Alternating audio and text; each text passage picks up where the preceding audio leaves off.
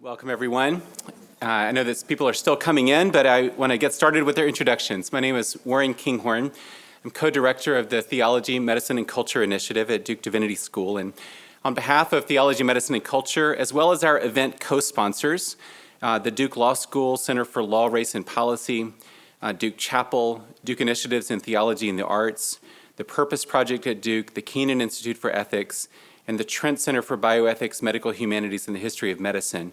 It's my great pleasure to welcome you to the Richard Payne Lecture in Faith, Justice, and Healthcare, featuring our honored guest and awardee, Dean Dayna Bowen Matthew from the George Washington University Law School. The Theology, Medicine, and Culture Initiative seeks to connect the world of healthcare and the world of Christian faith and practice, and seeks to renew healthcare by equipping clergy and chaplains and healthcare practitioners to envision and act toward just and faithful and dignifying practices of healthcare. Our lecture tonight is named in honor of Dr. Richard Payne, who was for many years a generous encourager and co-laborer in our work at Duke Divinity School. And we'll soon hear more about Dr. Payne's life and work, but I just want to take a point to say that it's an honor to celebrate Dr. Payne tonight and to be joined tonight by Ms. Terry Payne and by members of the Payne family. Thank you all for being with us.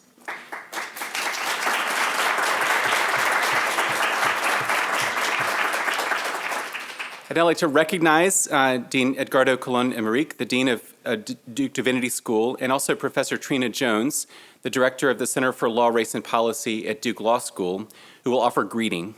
And then after a video about Dr. Payne's life and work, Dr. Patrick T. Smith of Duke Divinity School will introduce our speakers for this evening. Thank you.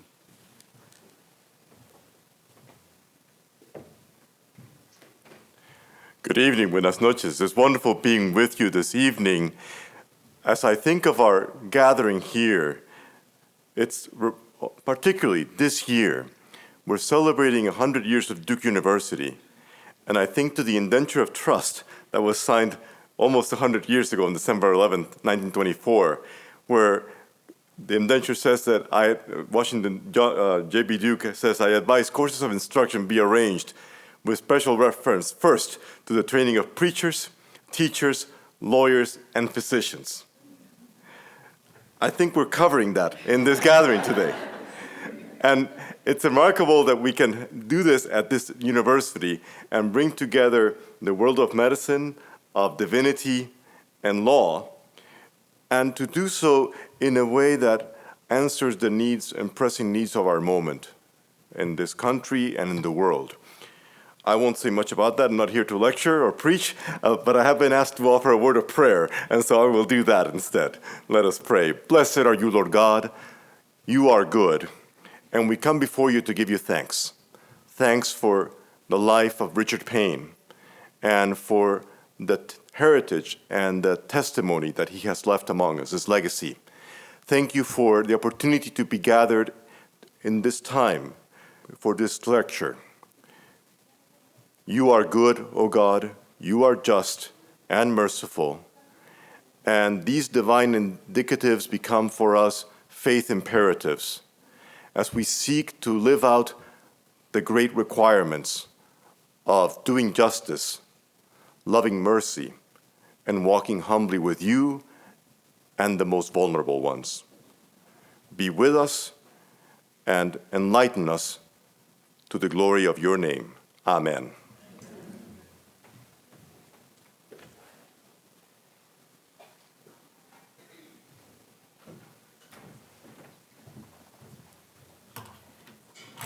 Good evening.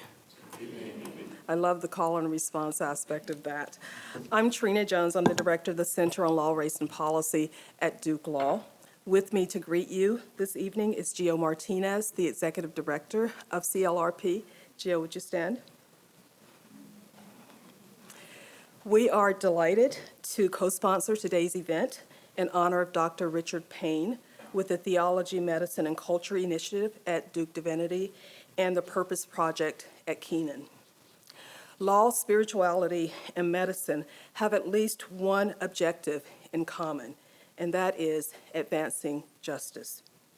At this moment, in the legal realm, we are heavily focused on the U.S. experiment in democracy, which historically has been viewed as a vehicle through which to promote greater justice for all. Today, law schools across the nation are reckoning with what is required at both structural and individual levels for democracy to not only survive, but also to thrive. Our system of checks and balances and threats to voting rights and free speech have been central to this conversation.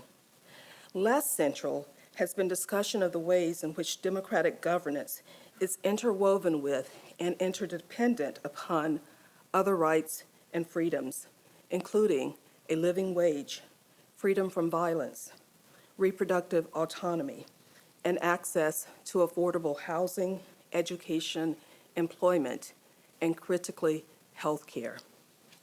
A healthy citizenry, and more broadly, caring for the whole person in the spirit of Dr. Payne, includes not only access to preventative and curative health care, but care delivered by engaged and culturally competent professionals.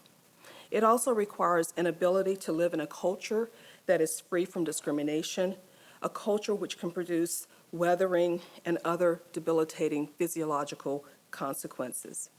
So tonight's focus on health equity is essential to the governance conversation because good health and all other rights and freedoms, if good health and other rights and freedoms are compromised, then I would posit that participatory democracy, government by the people and for the people, fails.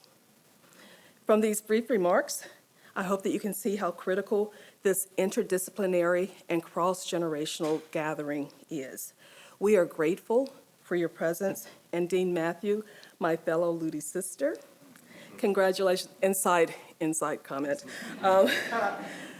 Congratulations on your award, and we look forward to learning from you tonight. Thank you all.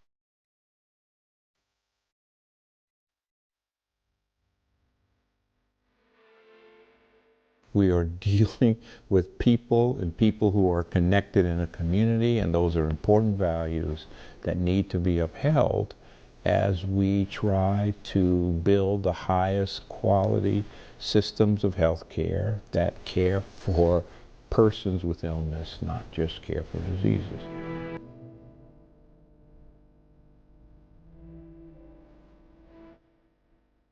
Richard Payne was a big guy, a big man, not just physically, but in terms of his heart, in terms of his caring, his compassion.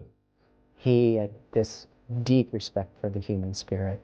I was so admiring of him because he lived that. He lived that as a physician, he lived it as a teacher, he lived it as a mentor. And I think he inspired all of us. Dr. Payne was a giant. He practiced the art of medicine, even more so than the science of medicine.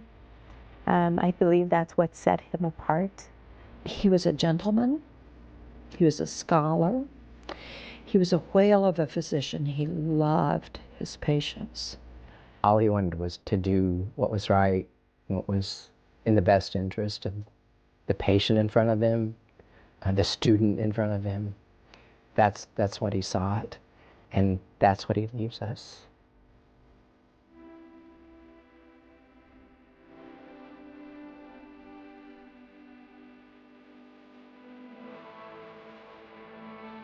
People are people. They're not a collection of molecules and tissues and organs, right? So we have to understand what that person with the disease or illness really wants to accomplish.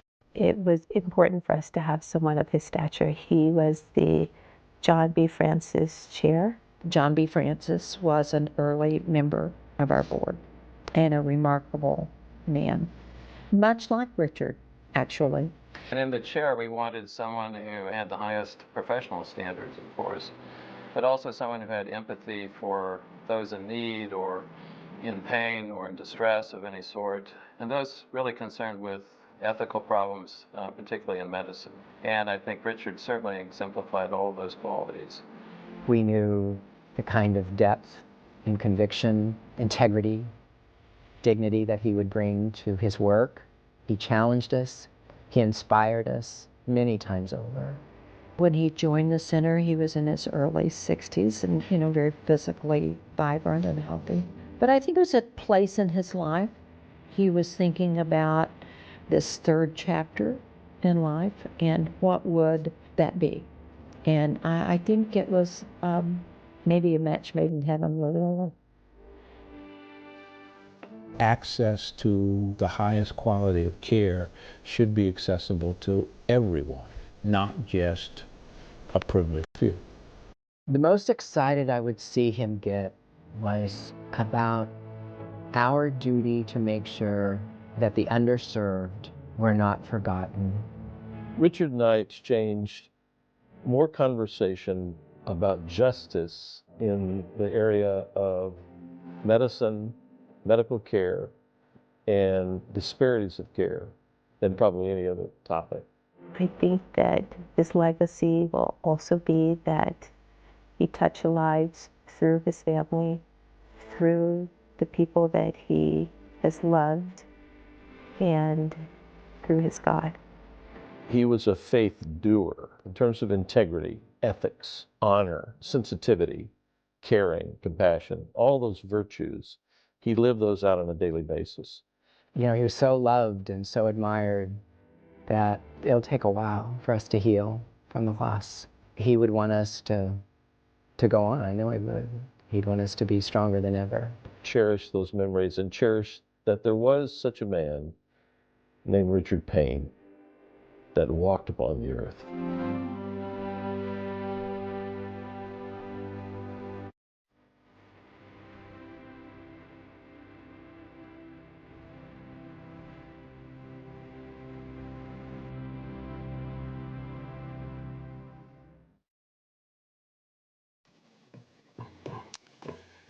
Well, I just want to add my welcome to others that have already been expressed to you.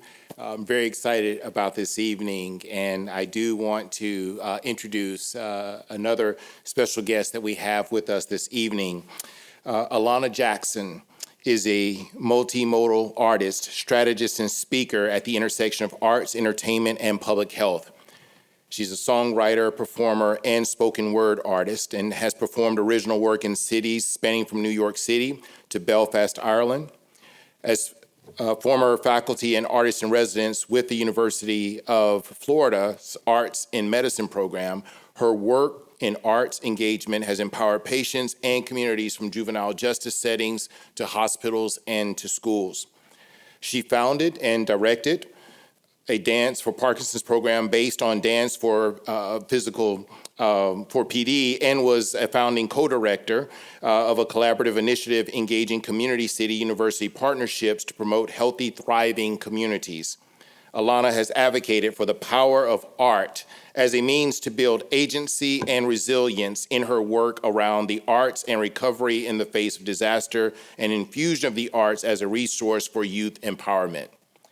She has extensive experience helping organizations to envision and build sustainable programs. Whether blending artistry and speaking on a TEDx stage, where I've seen her perform, or directing initiatives integrating arts and health, Alana uses the arts to inspire individuals and organizations to be agents for joy, wellness, and transformation in their own lives and community. And I'm so thrilled to have her join us here. So would you please join me in welcoming Alana Jackson.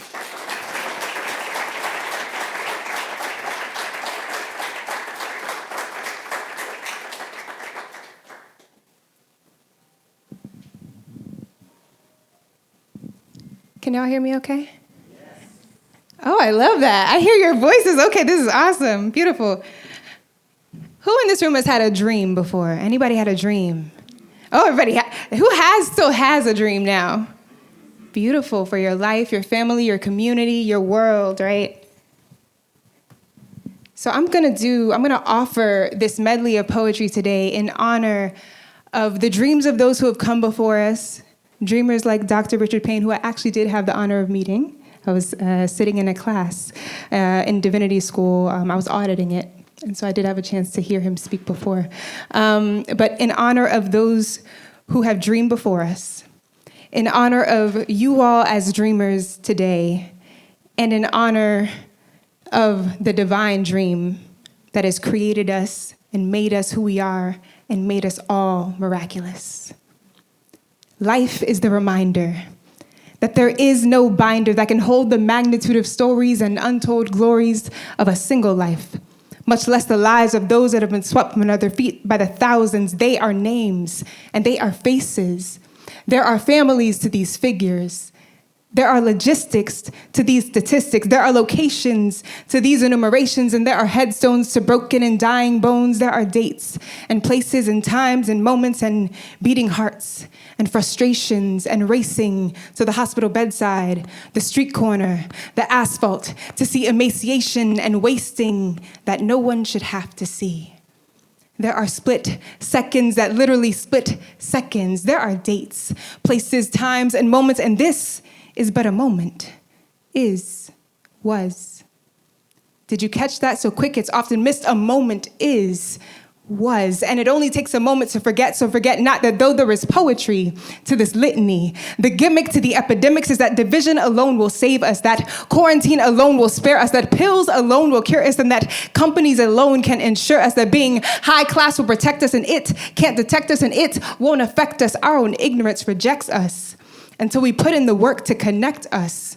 We are a house divided that can't stand up. We are a house divided that can't stand up. See, people and moments like these need a we to be in existence. Who are we to stay the same in our separate silos when the world that we live in is demanding something different? Let's do something different that stretches us across the distance of our disciplines, our divisions, and our differences. And let's make stars out of our scars. Because as they say, the wound is the place that we can let light in. The wound is the place that we can let the light in. So let the light in and let life remind you. And let love cover the multitude where blood covered the multitude. Let love be a blanket for the sanctity of the union that needs to take place in each of us. A unified people who understand the past without letting it forecast our future. See, weather doesn't change without pressure. The tides can't change if the sun remains silent. Light speaks loud of gravity. Remember that light speaks loud of gravity, and you and you and you and you are the light that speaks loud of gravity. And I know sometimes it can feel like maybe this is not actually the case. Sometimes it can feel like you might not be that light. And so you might find yourself in a space where you're looking in the mirror and you might say, I've been feeling this paralysis. It stopped me straight up in my tracks. Headspace bogged down by bitter nothings. Heart space seemed to take an axe to it. Can't be tracked, it's untraceable. In my mind, mental messages are messing me up with mountains where valleys and roads should be, and I can't see. My mind space has gotten occupied and divided into compartments that I don't even seem to fit, and that's just it. My space got deactivated. Seems like it happened years before this moment actuated, decades even. I'm talking decades even. Yearbooks of faces all racing for greatness, and in the midst of all the status, how did I get stuck at stasis? Paralyzed by my own analysis, frugalities and fallacies. My hope can't cope reality, because hope alone is not a strategy. So is it a malady to dream as much and as big as I do? Some generational tragedy to open up all broken up when hopes and dreams won't see me through? I know that you see through me. So I'm asking what you see underneath how I appear. Who do I amount to be? I'm not asking who's the fairest. Nah, because where we come from, life ain't fair, but I'm seeking what I'm made of as I stand here and I stare at the girl in the mirror. Am I even worth the dreams I carry? In all this promise, where's the proof? And as a big dreamer herself, the person in the mirror is gonna drop some truth. And she said, I don't think the dream's the problem, but if you're looking in the mirror, you looking at the answer, boo? Let's not get this twisted. Sometimes when you're gifted but used to living small, what's big seems hard to meet, but when it's planted in your heart, it ought to root a movement in your feet. See, we want the GPS to speak before we step, or we won't even reach.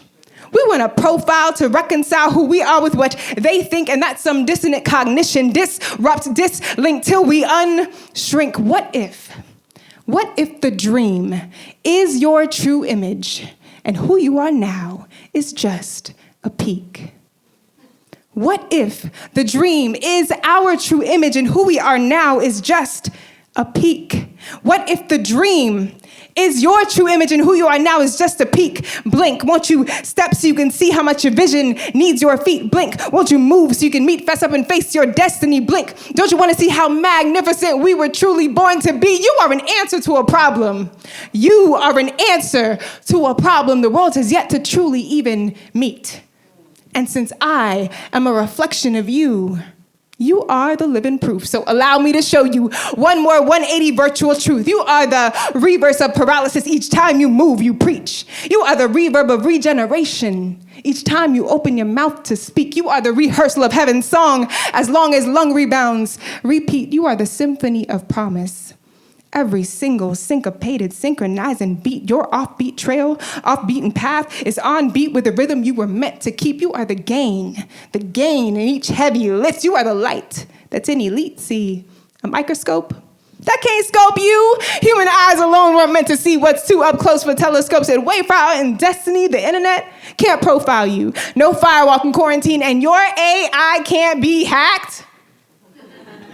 Authentic integrity, I said authentic integrity stands unmatched. You are a catch that can't get caught. You are a get that can't get got. You are a steal that can't be bought. It doesn't matter what they thought. You are the thought that came to be out of all the coincidences and unlikely probabilities that aligned to make you and brought you here to me. You are an answer to a question. You are the forest and you the trees. You are the galaxy and the gateway. You are the stardust and you are the dream. Thank you.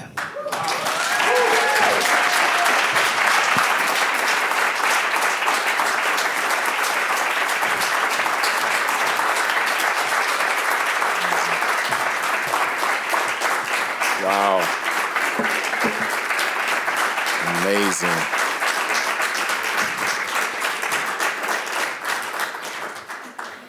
Wow, thank you. Wow, it's amazing. We are off to a wonderful, wonderful start. And I am excited right now. My name is Patrick T. Smith, and I'm on the faculty at Duke Divinity School, and I direct the bioethics program at the Trent Center for Bioethics, Humanities, and History of Medicine. And we're thrilled here to have Terry Payne and other members of the Payne family this evening, as there would be no celebration of Richard's legacy without Mama Terry being here with us. Dr. Richard Payne, Esther Cauliflower Professor Emeritus of Medicine and Divinity, was an internationally esteemed pioneer in pain relief, palliative care, oncology, and neurology. He joined the faculty of Duke Divinity School in 2004 as director of the Duke Institute on Care at the End of Life, the institute that predated and paved the way for the Theology, Medicine, and Culture Initiative. Over the course of his career, Dr. Payne helped to lead several prestigious institutions and academic societies, yet his scholarship and academic leadership never displaced his central commitment to care for people. Dr. Payne consistently aligned his scholarly work with his devotion to those he was called to love and serve, from members of his family to his patients, from his church to his academic colleagues and students. In particular, Dr. Payne found creative ways to bring together his academic work and his dedication to justice and equity in healthcare that was certainly and deeply informed by his faith. The Richard Payne Award and Lecture aims to highlight and honor academic, clinical, and lay leaders who, in their work and research, embody Dr. Payne's spirit of caring for the whole person. And so it is a great honor and privilege for me to announce our 2024 recipient of and speaker for the Richard Payne Award and Lectureship in Faith, Justice, and Healthcare. Dr. Dayna Bowen Matthew, the Harold H. Green Professor of Law and Dean of the George Washington University Law School. She joined George Washington Law School in August 2020 to become the first woman to lead the law school as dean in the school's 158-year history. Since joining the law school, Dean Matthew has a number of accomplishments. She has overseen transformative regrowth in the law faculty, hiring 10 new tenure-track faculty members, 13 new permanent legal writing faculty, and over 100 new part-time adjunct faculty. She also has overseen the establishment and launch of 5 new clinics in which students represent live clients unable to afford legal representation in civil and criminal matters. A new health law program, which includes a health equity clinic dedicated to representing indigent patients experiencing legal barriers to good health. And a new Center for Law and Technology to expand the influence of George Washington's top 5 ranked intellectual property law program to include data privacy, cybersecurity, and law in the digital age. All of this growth and expansion of George Washington University's law school's outstanding reputation has been carefully guided by the new 5-year strategic plan that the faculty adopted under Dean Matthews' leadership in April 2022.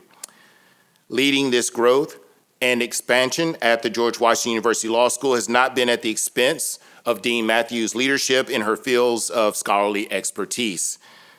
A leader in public health and civil rights law who focuses on disparities in health, healthcare, and the social determinants of health, Dean Matthews is the author of the best-selling book, Just Medicine, A Cure for Racial Inequality in American Healthcare, and the recently released Just Health, Treating Structural Racism to Heal America. She is also the co-author of a case book on public health law, ethics, and policy. Dean Matthews is an innovative and entrepreneurial leader. Before her arrival at George Washington University, she served on the faculty of the University of Virginia School of Law as a distinguished professor of law and the F. Palmer Weber Research Professor of Civil Liberties and Human Rights. There, she co-founded and directed the UVA Equity Center, an interdisciplinary research institute dedicated to building relationships between the university and its surrounding community to redress racial and socioeconomic inequality. Prior to her tenure at UVA, she served as professor of law, vice dean and associate dean of academic affairs at the University of Colorado Law School, where she co-founded and directed the Colorado Health Equity Project, an incubator for medical legal partnerships that remove legal barriers to good health for underrepresented patients. Dean Matthews has once again founded her 3rd research organization, a new research institute at George Washington. She is the founder and inaugural faculty director of its newly chartered Equity Institute, an interdisciplinary research hub dedicated to addressing racial, ethnic, and socioeconomic injustice in the United States and globally. Dean Matthews' interests and influence are not limited to the academy. She also has held a number of important positions in the policy world. She has served as the Robert Wood Johnson Health Policy Fellow for U.S. Senator Debbie Stabenow, as Senior Advisor in the Office of Civil Rights at the United States Environmental Protection Agency, and as a Visiting Fellow for the Congressional Black Caucus Foundation. She currently serves as a non-resident senior scholar in the Center for Health Policy at the Brookings Institute and is a member of the American Law Institute. Dean Matthews is an extremely accomplished scholar and practitioner and promoter of health justice, a visionary, energetic, and strategic leader. Ladies and gentlemen, please join me in congratulating and welcoming Dr. Dayna Bowen Matthews.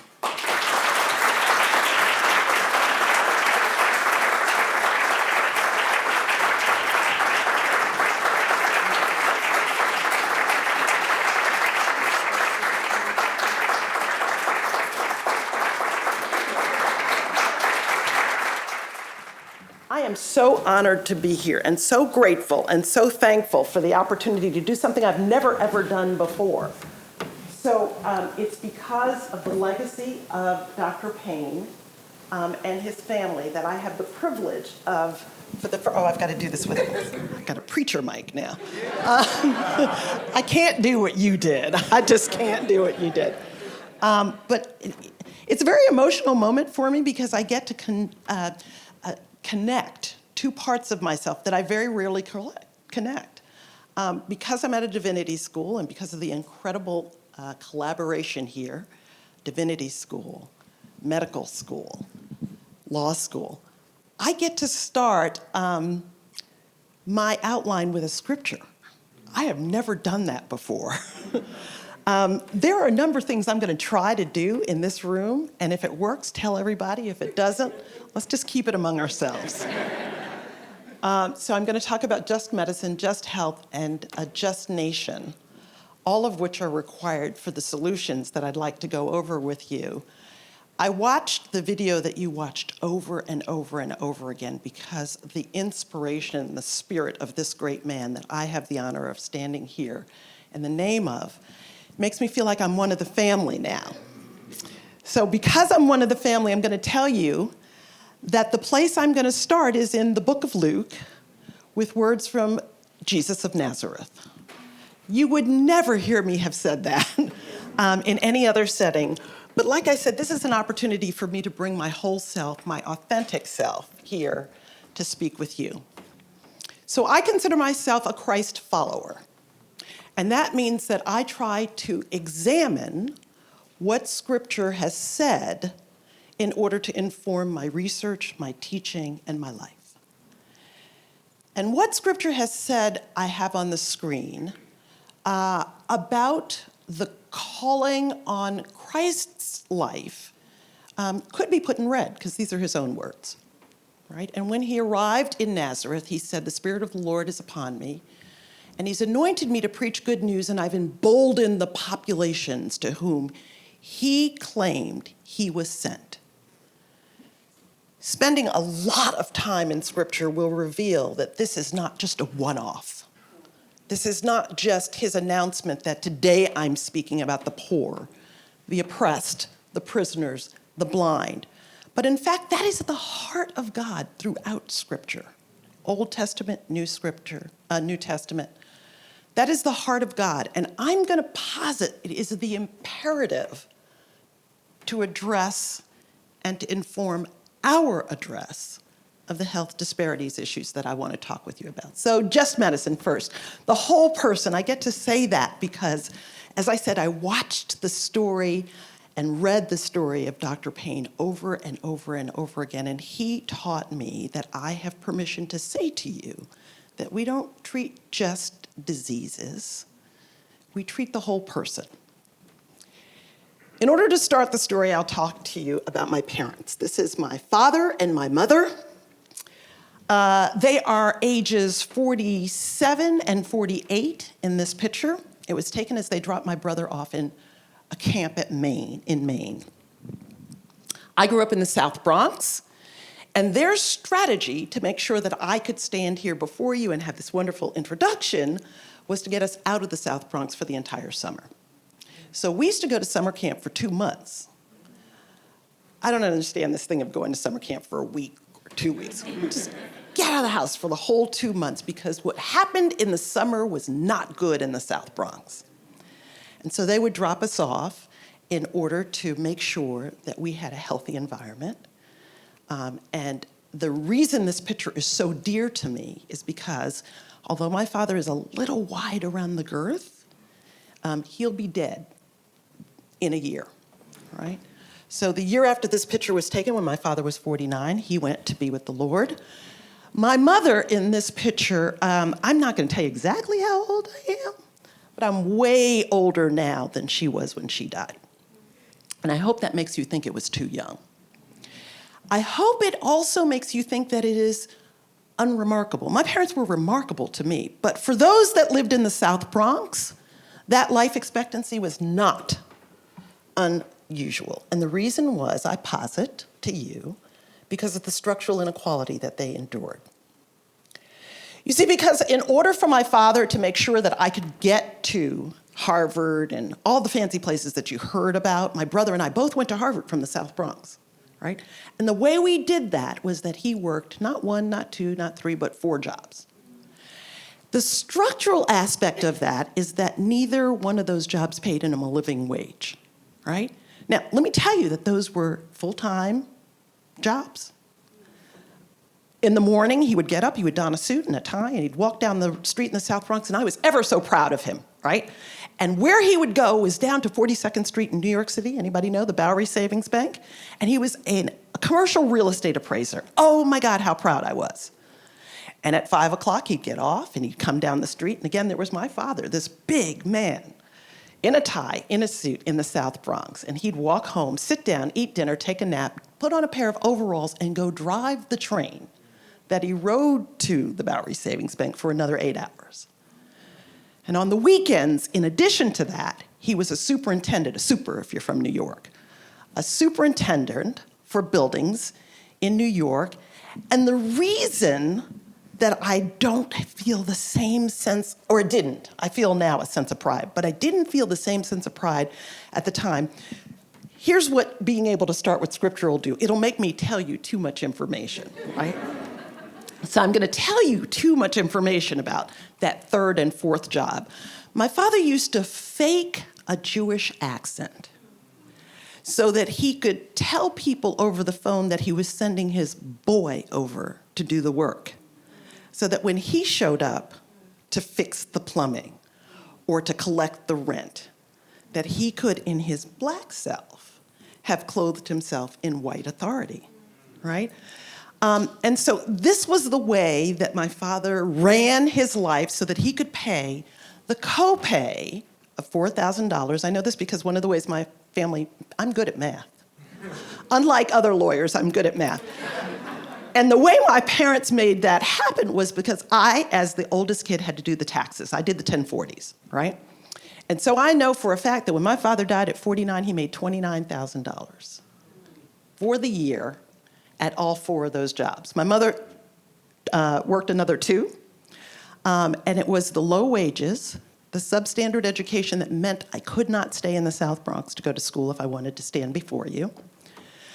This all made possible by residential segregation, which if you want to really take me off course, I will teach you a lot about how residential segregation is the most efficient form of discrimination that any society could possibly imagine. And we've done that very efficiently in the United States. My point is that the structural inequality that affected my parents killed them early. It is because of that that my thesis tonight is that if we don't address structural inequality, indeed structural racism, we're not serious about health, we're not serious about justice, and dare I say, we're not serious about our faith. So let's level set. Health equity, we all agree that one of the things one has to do in order to achieve health equity is to remove unjust, unfair, and avoidable barriers. Earlier this morning, someone asked me what I mean by justice. I mean Rawlsian justice. There's lots of forms of justice. I mean the kind of justice that talks about equality of opportunity. And that's how you get to health equity. Now I'm going to do something a little bit dangerous. I'm going to tell you about yourself. So in looking at the data from Durham County, do you mind if I come down here? I'm just going to show you a couple of things. Health outcomes in Durham County. Where the word is Durham, right in the middle, is where we sit right now, right? Right near the School of Divinity on Duke's campus, right? And what this color chart tells us is the length of time darker, 83.3 years, one can be expected to live from birth, to the length of time shorter, 51.5 years from birth, depending on your census tract, right? Depending on the census tract. So this is one of the statistics that tells you how healthy a population is. It's one of the indices that we use. Health is reflected by life expectancy, right?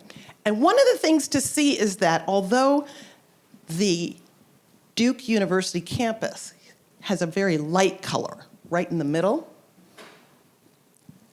all around it are very different life expectancies, right? So I can go up here, and I don't know exactly what this neighborhood is called, but it's the Northwest, and I get 83.3 years life expectancy. Right next door to it, 76, and right next door to where Duke is, 51.5 years life expectancy, right? So right outside of your door, there's a gap between 83 and 51 years just based on where you live. Now, that's the beginning of the story. When we talk about the whole person, let's talk about the context in which each of those populations live, right? Keep your eye on the center where 403 Chapel Drive is. I thought I was going to be speaking in the Divinity School, so I used that address. But you can see that black area of the map, that's Duke University's campus, right? And all around it, looking at median household income, you have a vast difference right next door to the campus of an area that has $174,087 median household income, right next to a census tract that has $31,576 as your median household income. So that's the median, half above, half below, right? But there's such good data. Anybody know Sando Galo? Galen, does a great deal of research on the fact that this inequality juxtaposed right next door to one another is one of the greatest sources, or at least correlations, with health inequity. People have bad outcomes because of not just low income, but inequitable income distribution. And you can see others around there. So the light colors show median household incomes in the $30,000 range all around Duke's campus, except for in those same areas where life expectancy is high and where uninsurance is low, right? Same map concept, if you will. In this one, the light colored shape right in the middle, if you remember where Duke's campus is located, you see that in the areas where we remember there were very long life expectancies, uninsurance rate low as 2%. In the areas where we remember there were very short life expectancies, uninsurance 13%. And that's after the Affordable Care Act. Are you seeing the pattern? Right. So if you want to treat the whole person, you have to think about the income, you have to think about the context in which they live, and I'm going to go further and say you have to think about their race. You have to think about their ethnicity. Because this map shows just how racially segregated Durham County is. Again, remember that I said racial segregation in housing is one of the most efficient ways possible to make sure that you distribute all of the resources of society in a way that's going to produce health inequity. Harken back to my mother and my father. South Bronx, low wages. South Bronx, poor schools. South Bronx, if you get right down to it, bad air to breathe, bad water to drink, bad food to eat. And all of these we in health call the social drivers or social determinants of health.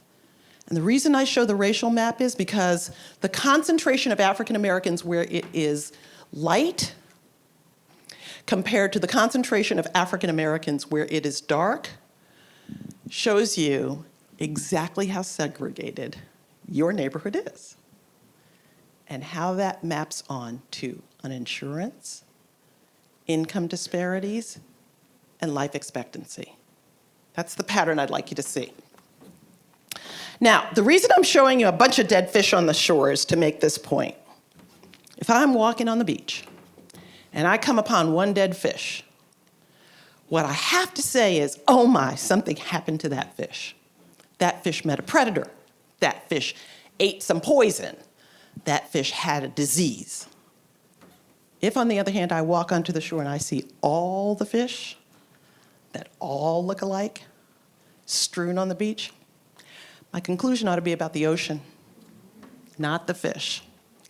Now, it's getting a little heavy in here, so let me just make one other observation. I am wearing Duke blue tonight. I had to tell you how hard that was. You heard in my introduction that I went to UVA, right? I went to UVA when the ACC really meant something. And I have to tell you, we told our kids, you can go anywhere. We're paid for college anywhere, but not Duke. You cannot go to Duke. As a result, my youngest daughter has a degree from Pratt Engineering School. The daughter I told you about with the cutest baby on earth has a degree from Fuqua. And her husband had the nerve to go to Duke Divinity School. So nobody's listening to me, so I just caved and I wore Duke blue tonight. That's what I had to do. All right, that was my idea about just medicine, right? just need to understand, if you want to have just medicine, you have to understand the whole person and the context in which they live. Let me tell you a little bit more about how the structures that I'm talking about are formed. So this is a photograph of Flight 1549. And if you know the story, I'm going to go fast through it. But I'm from New York City, so if a plane takes off from LaGuardia Airport and hits a gaggle of geese in the middle of January and lands on the Hudson River, which is where this plane landed, if you've seen the movie Sully, that's the story here. 155 souls on board, they all made it, it's fine. The story is a good story, and so I can use this to make the point that place matters. That's the point, place matters to health outcomes. If you look on this photograph, there are really two groups of people. That 155 souls on board are divided into two groups of people. People in the front, people in the back. What's the difference? People in the back, they're more numerous. They're standing on the wing of the plane, and if you come up close, the icy frigid water of the Hudson is starting to lap around their ankles. So their life chances are not quite as good as the people in the front of the plane who are what? In life rafts. They've got life jackets around them, right?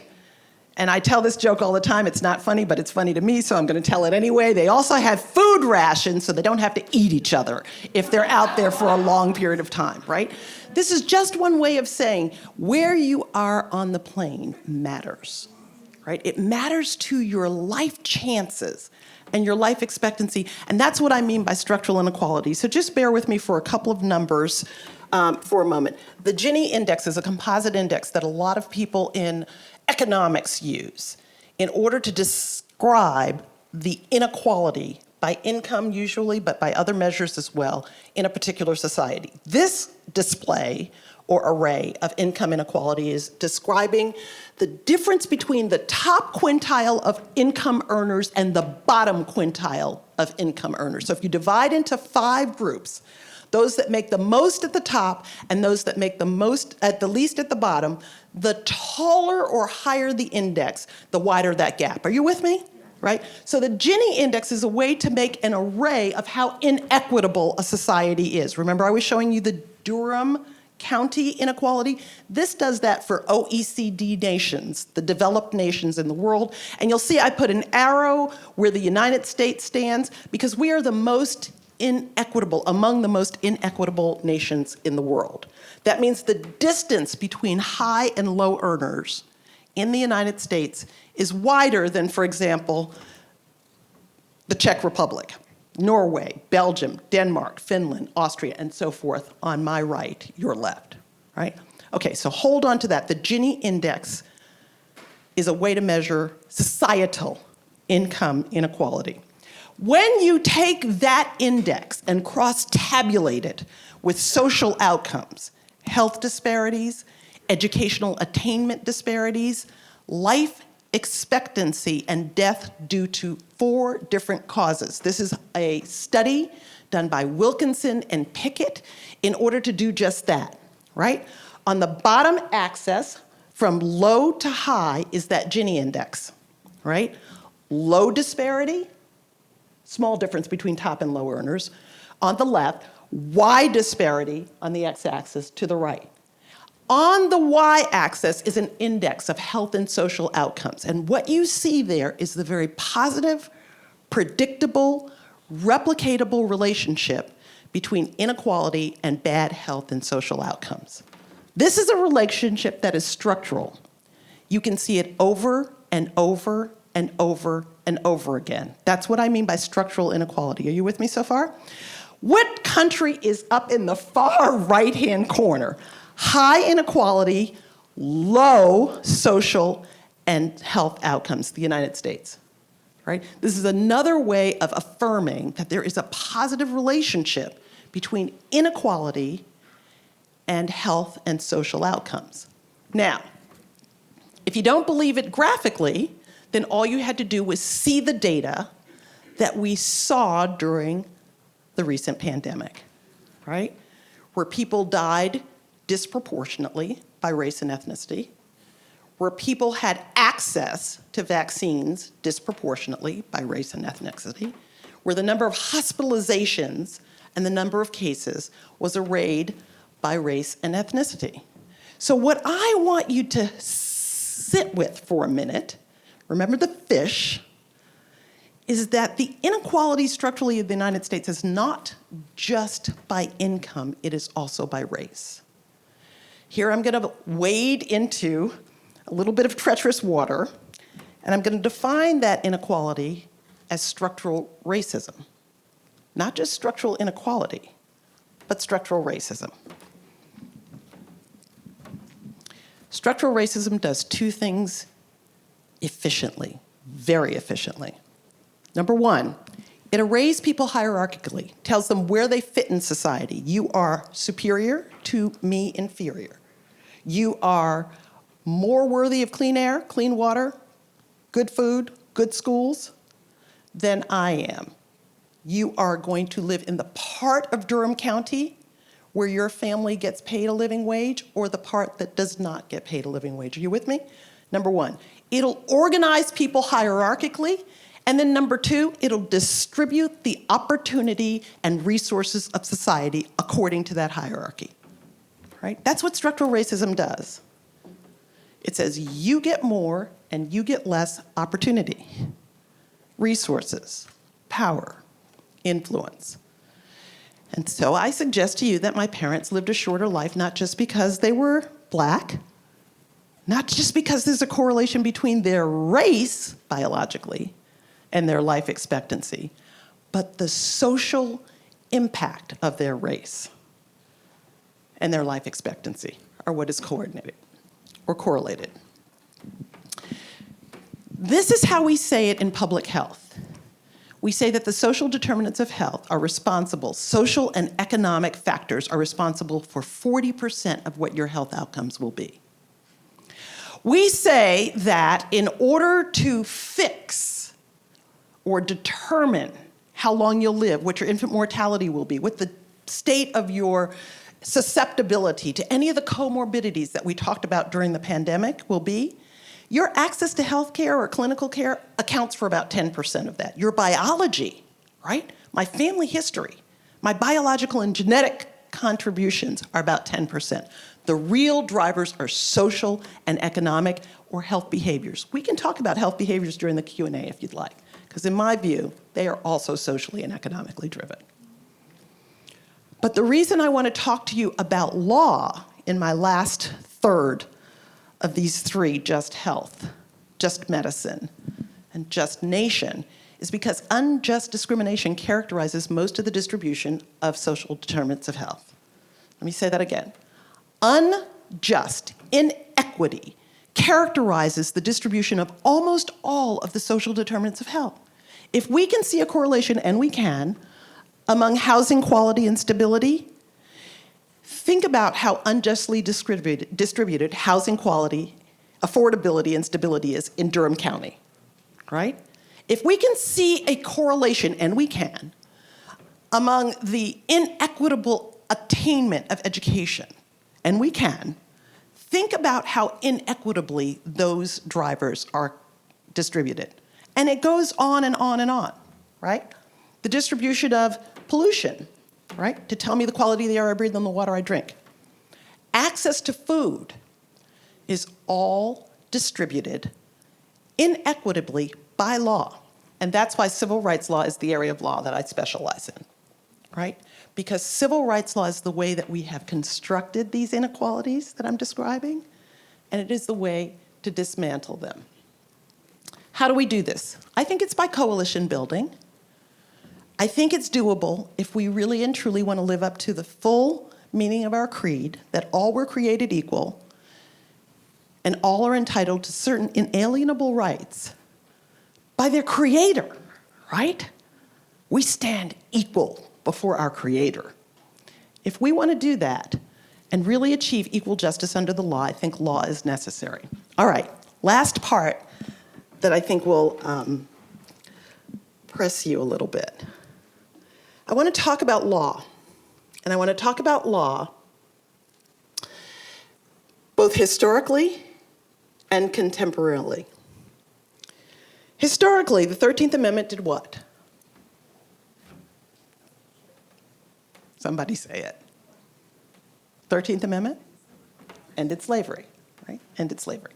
Seems obvious, but it wasn't the original 13th Amendment, right? So the 13th Amendment that does what it does today, which basically makes it unconstitutional to force unpaid labor, was originally written to say the exact opposite. I mean the exact opposite. It said that no amendment shall be made to the Constitution that would abolish or interfere with any state being able to hold labor or services by the laws of said state. Right? Now, if this was just a passing thought, I'd have no right to delay our conversation and hang on to this language as long as I am, but it wasn't just a passing thought. This original 13th Amendment passed with 2/3 vote of Congress in 1860. Both houses, 2/3 of the Senate and 2/3 of the House of Representatives. So if you think times are hard now, we have not got anything new under the sun. Add to that if you know how the Constitution ratifies amendments, this version of the 13th Amendment went to ratification. Not 1, not 2, not 3, not 4, but 6 states had ratified this. This version of the Constitution's 13th Amendment. And our great emancipator had spoken in his second inaugural address with approbation about the original version of the 13th Amendment. The only thing that changed the 13th Amendment so that I could stand here today is the fact that we fired on Fort Sumter. And the Civil War started and ended the ratification process of the original 13th Amendment. That is a really important historical fact that shows the ambivalence, if you will, between law and race in the United States. Now, I could stand here and tell you that's a sad story. I actually choose to say it's a hopeful story. And it's a hopeful story because that means the law is useful for whatever moral purpose you want to put it to. Whatever moral purpose, whatever informs your convictions and principles, you can reflect and implement through law. It's a very powerful tool. And it's the reason I love being a lawyer. It's the reason I love being here today to talk to you, because I get to bring my Christ follower self to bear on the law tools that I know how to use and implement them for justice. It happened during the Reconstruction era, that 12-year period when we really meant what we said about the Civil War being over and the Equal Protection Clause being exactly how we were going to order ourselves and our affairs. That didn't last very long, however. Speed up to the Civil Rights era, where we, again, really meant what we had to say. Title VI was signed in 1965. We had the Fair Housing Act. We had the Voting Rights Act.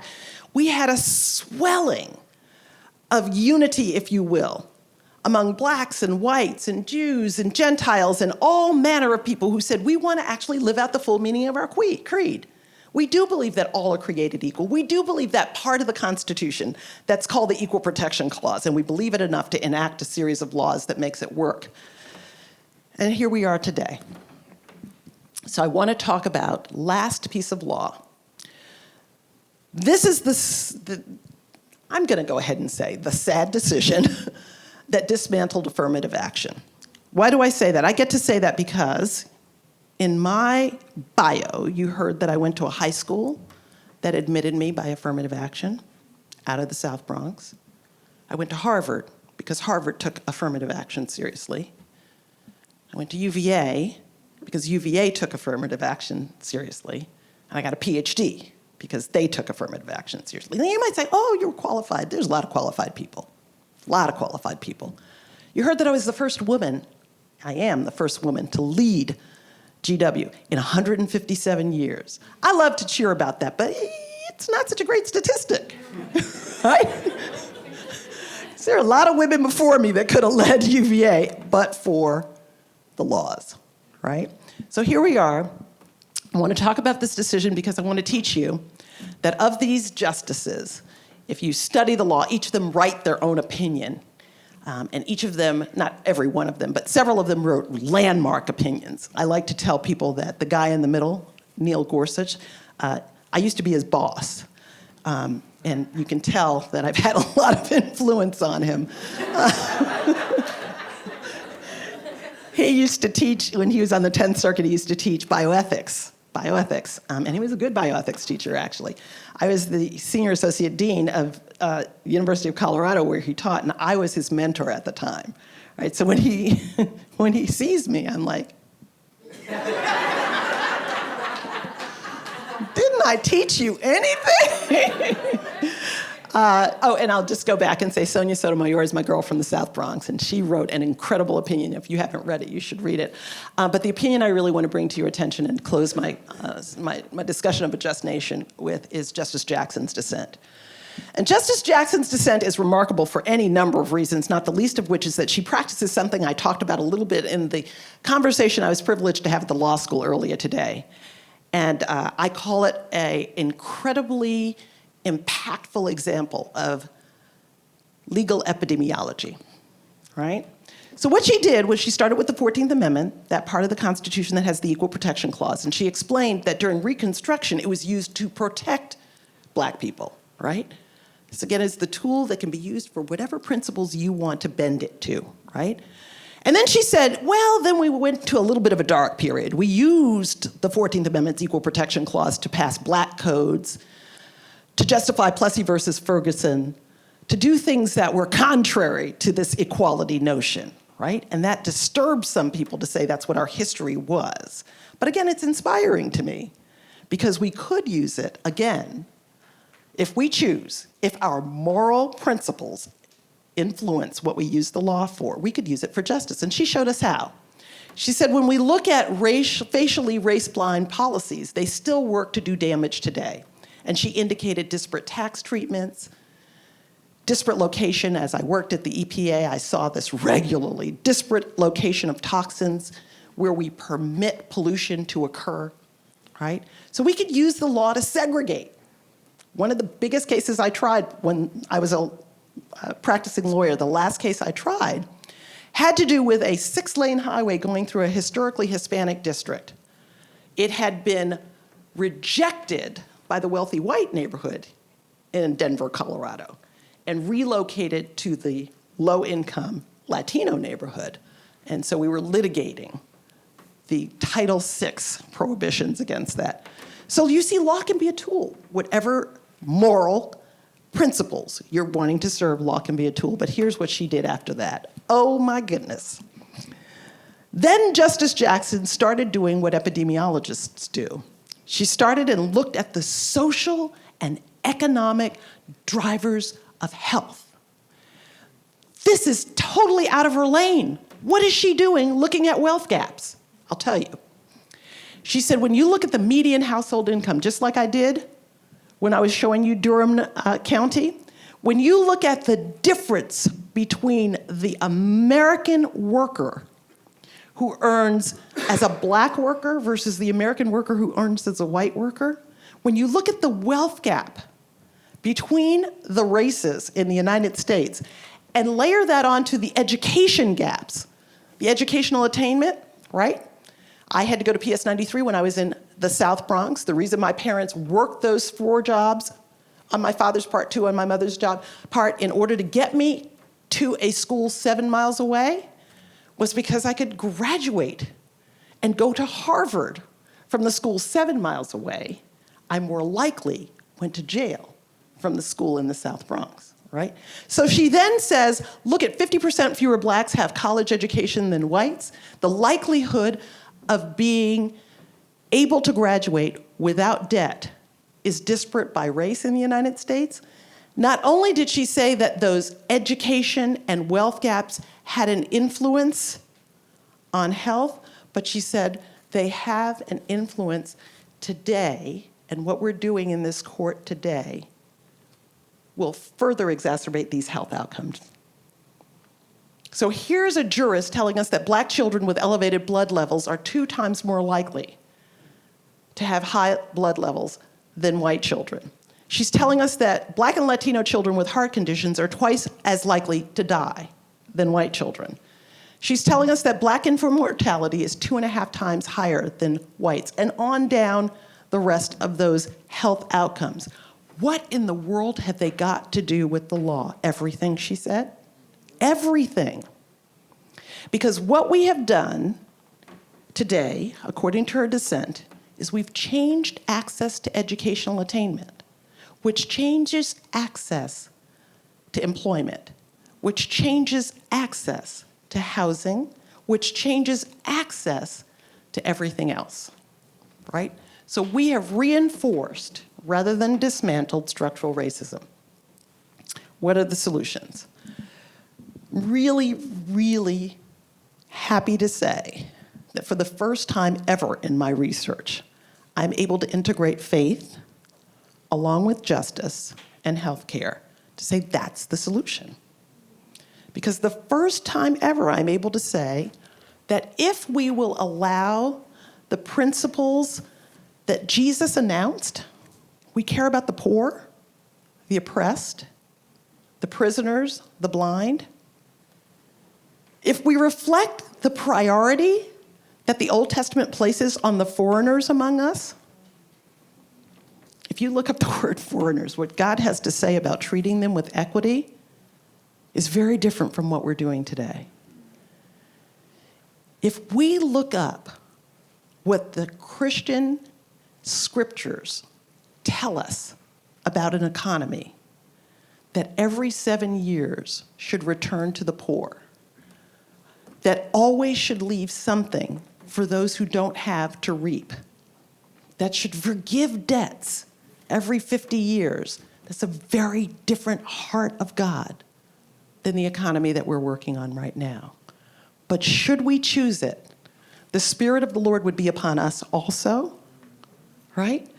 To proclaim good news to the poor, to proclaim freedom to prisoners, to spell the word "and" correctly so that there's an "and" in there, to care about the blind and to care about the oppressed. I guess the message I want to leave with you is that health is a byproduct of justice and justice is a byproduct of my faith. That's why I'm so grateful for the opportunity to do healthcare that cares. What could you do? You could litigate if that's your style.